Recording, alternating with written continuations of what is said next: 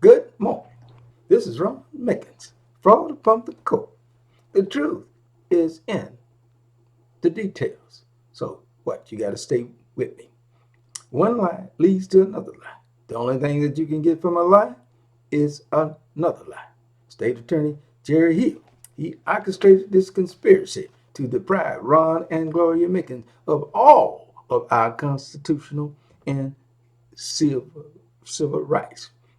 He conducted this conspiracy to extricate or to release Stewart Title Guaranty Company, Stewart Title of Polk, Canady, Rewis, and Highsmith from liability and responsibilities for all of their torts and crimes. And he doing it to collect the blood money. Okay? Miss Canady, Rewis, and the Damrons, they confessed even before trial.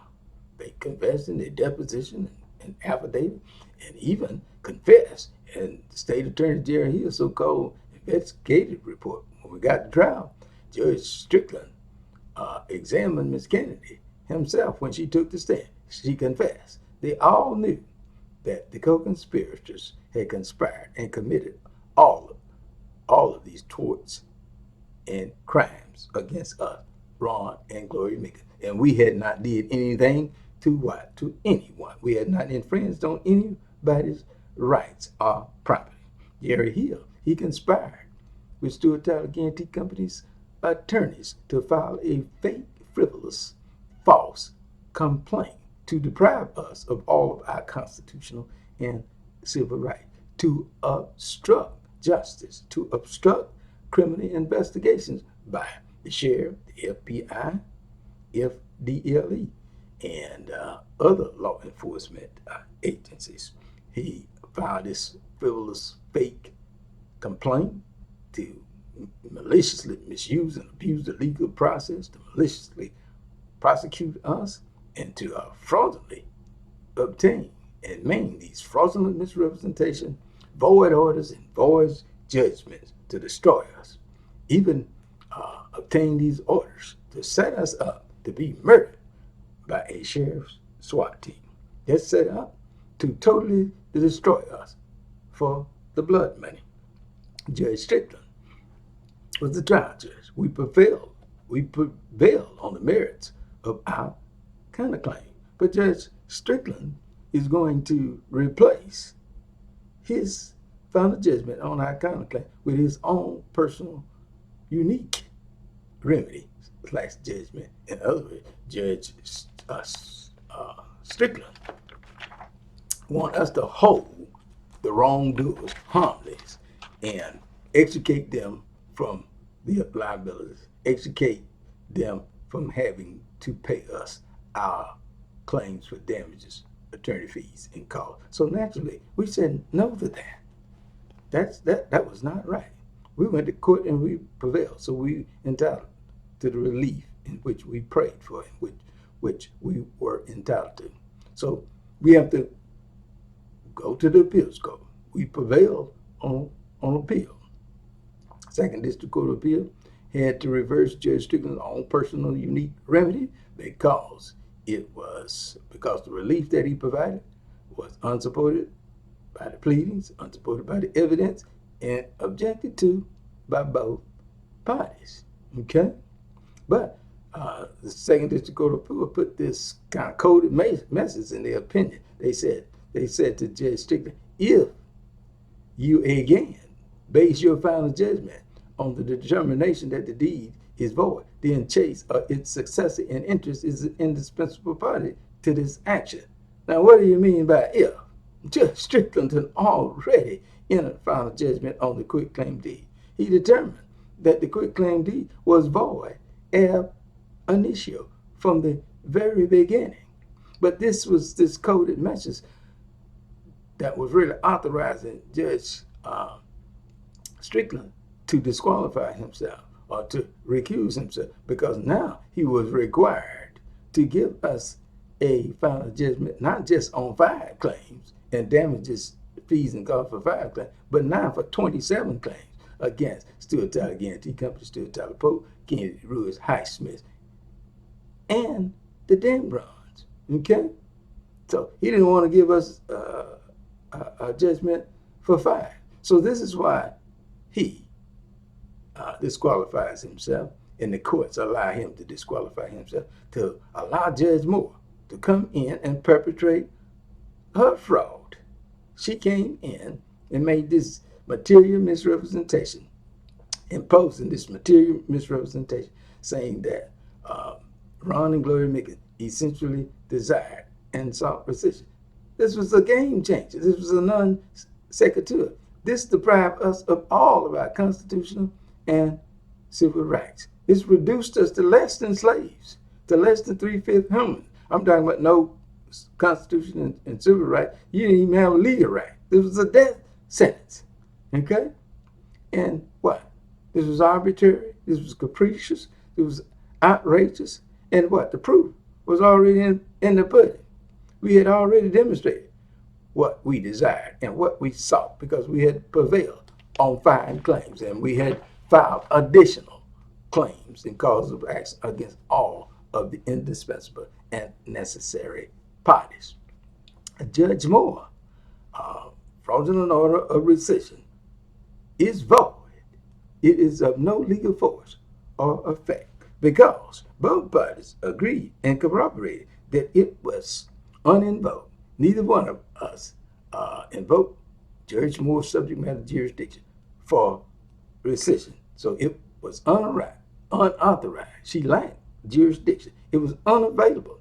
Ron and Gloria Mickens had asserted a breach of construction contract claim and causes of action. We prevail. When you have a remedy in law such as breach of construction contract, rescission, an equitable remedy don't even exist. It is unavailable.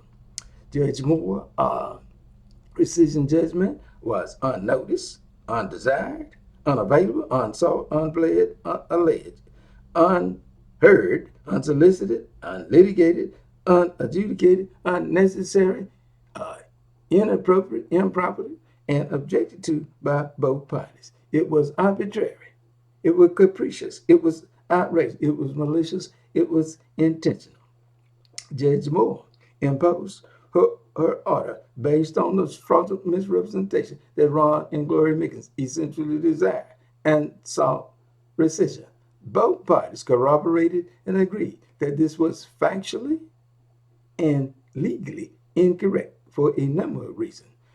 Both was denied due process, it was unsolicited, and it clearly was unavailable. Now, Judge Moore enforcing this frivolous judgment for rescission to what? To fraudulently replace, supplant, reverse, overturn, abort, abandon, annul, ignore, obsolete, void, circumvent, avert, dismiss, vacate, set aside, omit. Judge Strickland, the trial judge, adjudicated findings on the merits of our fraud, cancellation of deed, quiet title, ejectment, and breach of construction contract claim and cause of action. You can't do that. It's impossible. You cannot reverse a trial judge findings. The Second District Court of Appeal couldn't do it, but they are authorizing Judge Moore to fraudulently overturn the trial judge. Okay, you've never heard of anything like this before. You can't reverse the trial judge. The trial judge findings is protected by the due process doctrine of res judicata and collateral estoppel. That's claim preclusion, issue preclusion. They're barred. They're precluded. They estop from the claims and issues being relitigated. They're binding. Judge Strickland findings is binding as a matter of law. Judge Moore imposed rescission to obstruct us from adding 22 additional claims and adding the necessary and indispensable party. The case has to be was predicated on the deed being void, not on the construction contract being void. On the deed being void, we have 27 claims against Stewart Title Guaranty Company, Stewart Title of Polk, Canady, Rewis, Harman-Highsmith, and the Damron. as opposed to a judgment based on the construction contract being void just on the nominal party of Damron, and where Judge Moore is ordering us to pay a nominal party. Okay? Now, who in the world and who in the right mind would take rescission over rescission of the construction contract over rescission or cancellation of the deed? The case is predicated on the invalidity validity of the deed. It does not, rescission of the construction contract does not follow. This is a non sequitur. A non sequitur is an inference or a conclusion that does not follow from the established premises or evidence. It does not follow. It does not come after in time. When an action or decree is non sequitur, it is void. It is void. It is unrelated to the preceding event. A non sequitur is something that has no logical or temporal purpose for its place in the progression of events. Okay, this was a fraudulent game changer. Okay, what came next or what came after was we adding our 22 additional claims and the necessary and indispensable parties, and Judge Strickland giving us a final judgment on all of our undeniable and indisputable claims and causes of action, not no rescission of no construction contract. Okay, it does not follow. So I hope that makes sense to you. Now, you got the Second District Court of Appeal is the one who have authorized all of this fraud for Judge Moore and the lower court / Judge Constein to create, based on Judge Moore fraudulent misrepresentation, that this is what Ron and Gloria Mickens essentially desire and saw. And they have to affirm it because they didn't authorize the lower court judges to fabricate and impose this fraud. Judge Constein, matter of fact, Judge Casanuvi is the one that wrote up an opinion telling Judge Constein the fraudulent orders and judgment that he needed to fabricate in order to deprive us of all of our constitutional and civil rights. Okay? So they all in it together. And you got to remember, the proof is already in the pudding. We've already prevailed based on the deed being void. And you cannot reverse the trial judge. Okay? So, all of Judge Moore's orders are void. And all these succeeding orders are void. This is some Supreme Court precedent law that substantiates that Judge Moore orders and judgment are void. A judgment may not be rendered in violation of constitutional protections.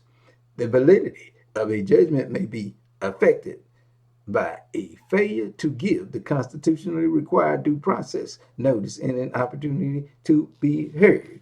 It is a fundamental doctrine of law that a party to be affected by a personal judgment must have his day in court and an opportunity to be heard.